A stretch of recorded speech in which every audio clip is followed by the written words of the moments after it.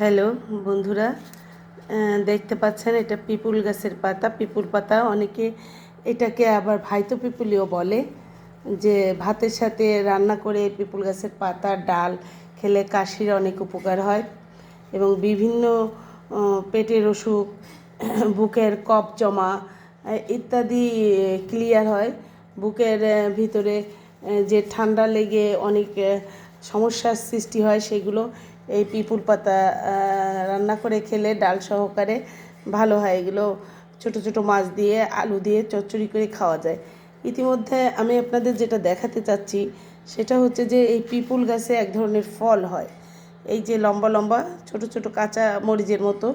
এই ফলগুলো ছোট ছোট করে পিস পিস করে কেটে এই যে আমি কেটেছি আপনারা দেখতে পাচ্ছেন, এর সাথে হলুদ লবণ দিয়ে এবং পেঁয়াজ রসুন 1 পিস 2 পিস কাঁচা ঝাল দিয়ে আমি রেডি করছি।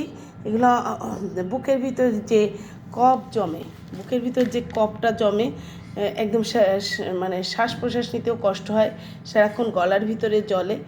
এই এই জিনিসটা যদি আমরা একটু তেল দিয়ে কড়াইয়ের ভিতরে এই ভাজি করে গরম গরম ভাত দিয়ে খাই, তাহলে দেখা যাবে যে এই জিনিসটা আমাদের অনেকটা উপশম দিচ্ছে। পরপর 2-3 দিন খেলে পরে দেখা যাবে যে আমাদের কফটা উঠে যাচ্ছে এবং গলার ভিতরে চুলকানো ভাবটা নেই এবং ভালোভাবে সেরে যায়।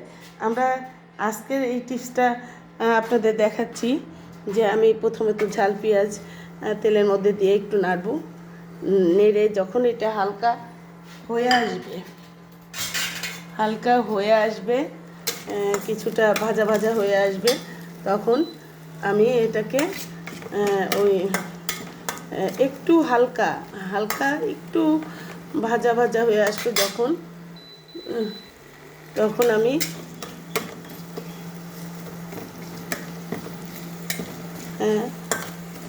ওই যে পিপুল গাছের ফলগুলো হয়েছে ওগুলো যেগুলো গোল গোল করে পাতলা পাতলা করে কেটে নিছি, ওইগুলোই এই পেঁয়াজ ভাজা একটু একটু হয়ে আসলে পরে দিব।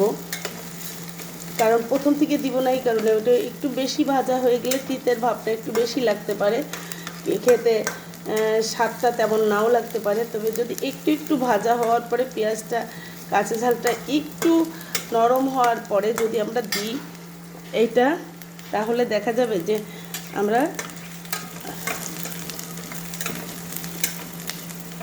আমার পেঁয়াজটা প্রায় হয়ে আসছে। আমি এখন এখানে ওই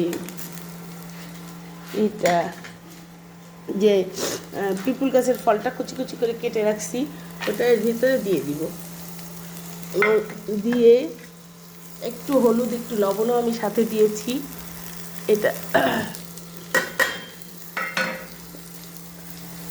এটা আমি একটু ভাজা ভাজা করে নেব, বেশিক্ষণ ভাজবো না, অল্প কিছুক্ষণ ভাজার পরে এটা আমি গরম ভাতের সাথে খাবো।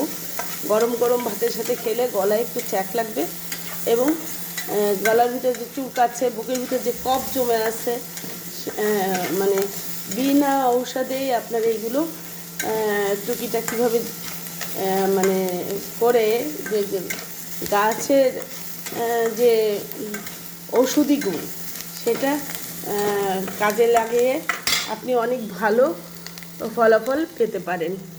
হ্যাঁ, আবার এটা হয়ে গেছে, এখন গরম ভাতের সাথে